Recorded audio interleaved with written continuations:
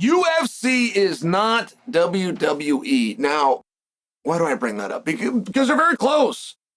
They're very close in terms of a business model, to the extent Lorenzo Fertitta does not give a lot of interviews. But if he does agree to an interview, he will answer what you ask him. Like, that's the exchange. He will answer you directly. All right. I bring that up because it was Lorenzo himself that told us when the UFC was getting started. Lorenzo, Frank, Dana, when it was getting started under the Zuffa era, that they looked all over the world at franchises, looked at all the different models all the way up to the New York Yankees, but the model they went with was that of the WWE.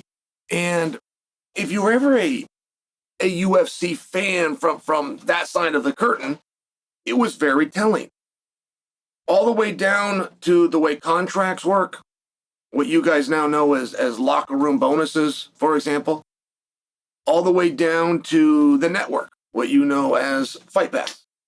Everything was very much in line with the WWE. And if you wanted to know where the UFC was going, you could look at where the WWE had been and was at. I thought that was interesting. In fact, I thought that was very fascinating that they ended up with that model. So, in the WWE, okay, let me give you a great example because it's playing out in the UFC right now. The UFC has got a logjam at 155 pounds, and it's not that easy to solve. All right?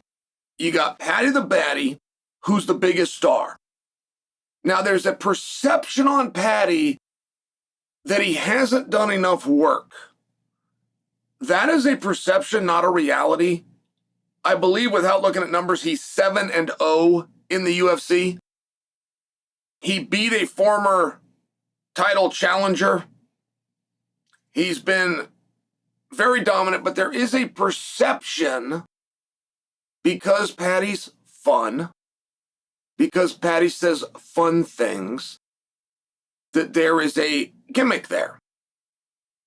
Once upon a time, I would agree with that perception, but when a guy is undefeated, a guy is undefeated. But just hold that thought.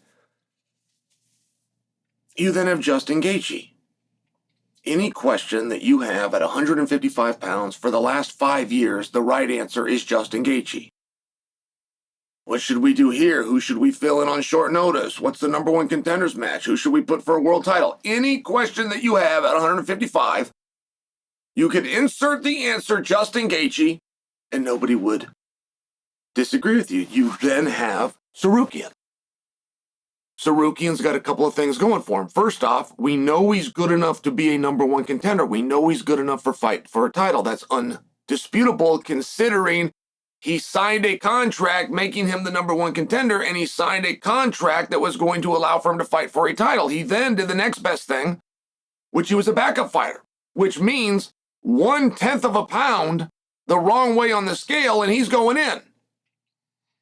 So it doesn't leave any room to argue that he is not a reasonable choice. And in a situation like this, if it were WWE, do you know what the right answer would be?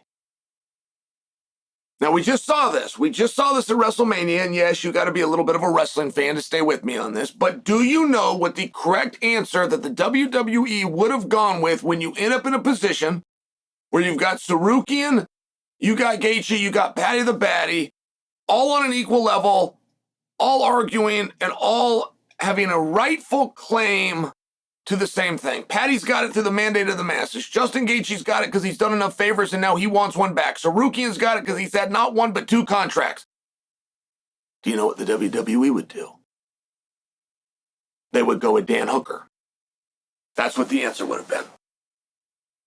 They would build it in a direction no different than they did WrestleMania. WrestleMania, for that entire building that was there, it was a debate between two. Was it going to be Roman or was it going to be Punk? And therefore, because the debate was between Roman and Punk, they went with Seth. So, Hooker, had that announcement come out, would have been a very acceptable and pleasing answer, but a different answer, a different announcement on Hooker came out today. and it's that he is going to fight Tsarukyan.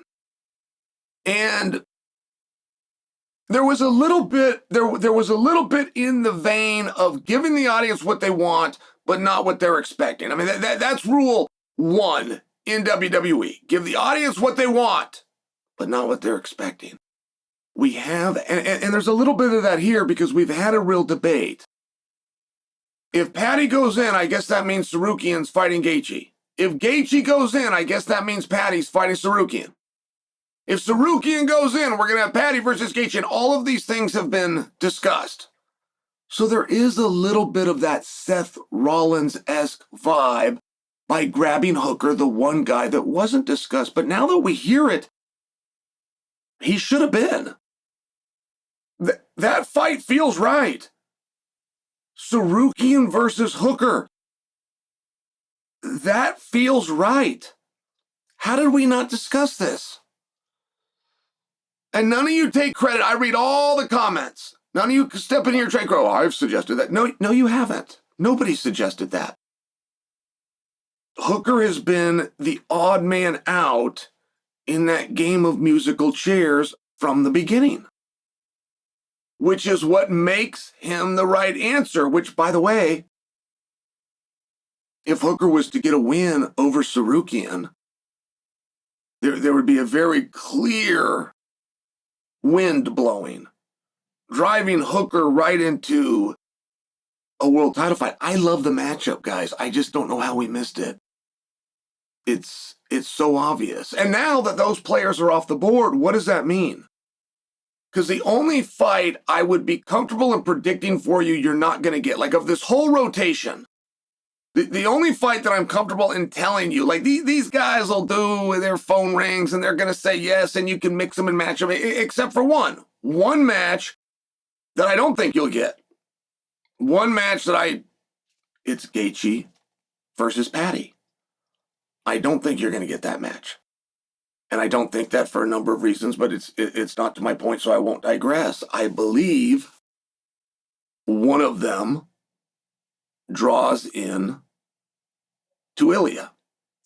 And I believe the other will be a backup. But I only believe that because I don't see any other cards on the table. So we're in a very interesting spot. 155 pounds continues to be the most interesting weight in the UFC.